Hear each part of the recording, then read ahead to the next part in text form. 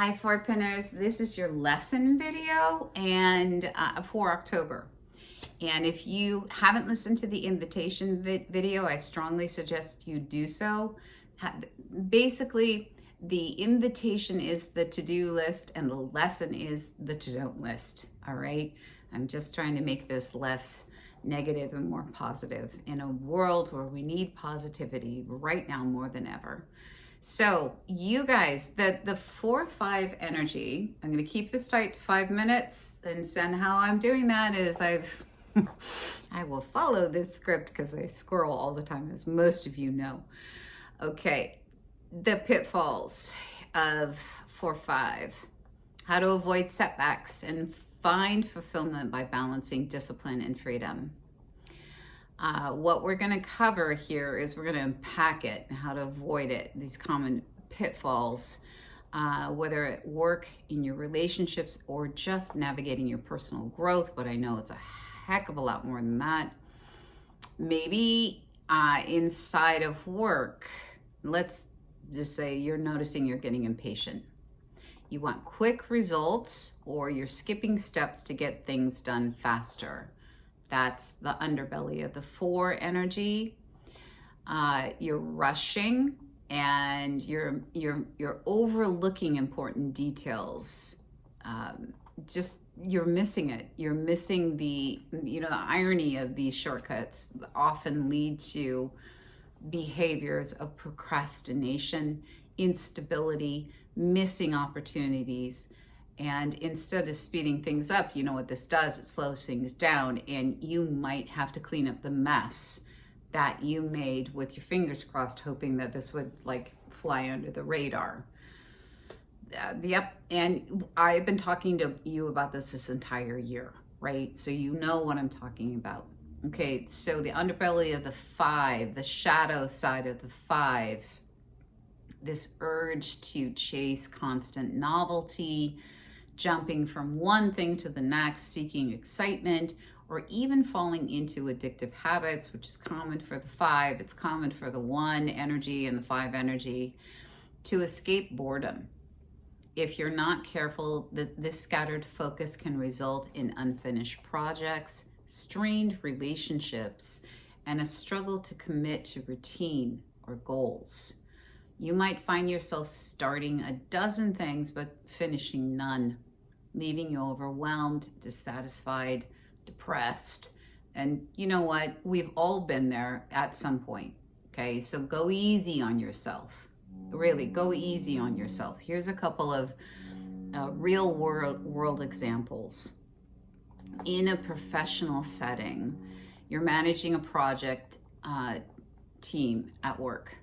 If you let impatience take control, you might skip essential planning sessions or rush to meet deadlines by overlooking the small but crucial stuff. Maybe you don't fully review the requirements before starting, hoping to save time, but ending up with errors and missed tasks that slow you down later.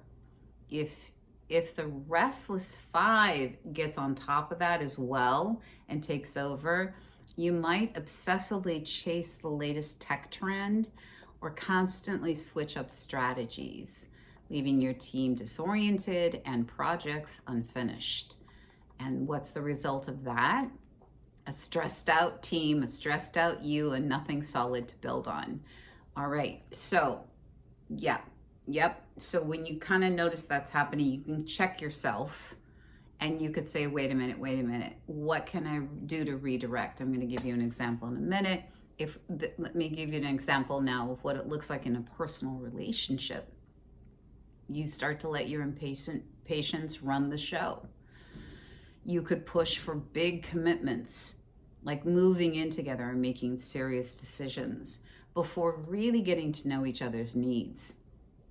This can erode trust and create unnecessary instability. And on the flip side, if you're always seeking excitement or distraction, 5 energy, on the underbelly of that, you may avoid the deeper conversations and routines that build true connection. This can mean unfinished discussions, shallow bonds, and difficulty maintaining a close, lasting partnership. All right, these two examples. So here's how to find balance. Tips to renegotiate back to your success point. 1, start with structure, but stay flexible. Create a plan, but give yourself permission to adjust as you go. If you see an opportunity for growth or inspiration, and when it strikes, be willing to pivot without sacrificing your foundation. 2, challenge your routine. 1 step at a time, guys. Try something new each week, but don't abandon your commitments. Experiment thoughtfully, whether at work or at home, and see what sticks. 3, celebrate progress over perfection. Notice small victories, adapt when things don't go as planned, and enjoy every milestone. Growth is in the journey, not just the finish line. 4, connect and collaborate.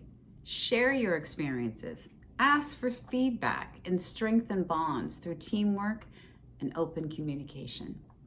Both discipline and adventure are amplified when you share with others.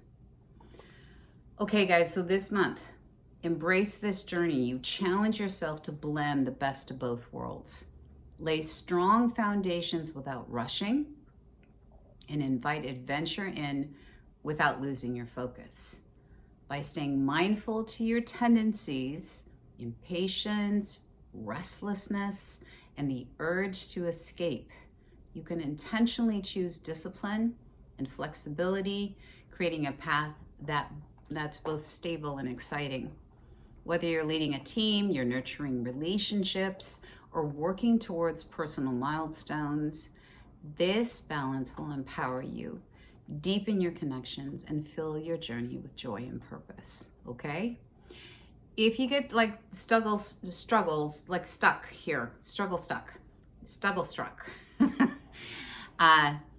2 things you can do. You can reach out to me over at 12list.com. That's where I work as an intuitive and a seer and a psychic and a numerologist pretty much 7 days a week, give or take.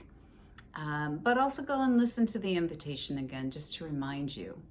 And know I'm always here for you. And good luck, you guys, with this combo. This is a taste of what's coming up in a blink and a half. Okay.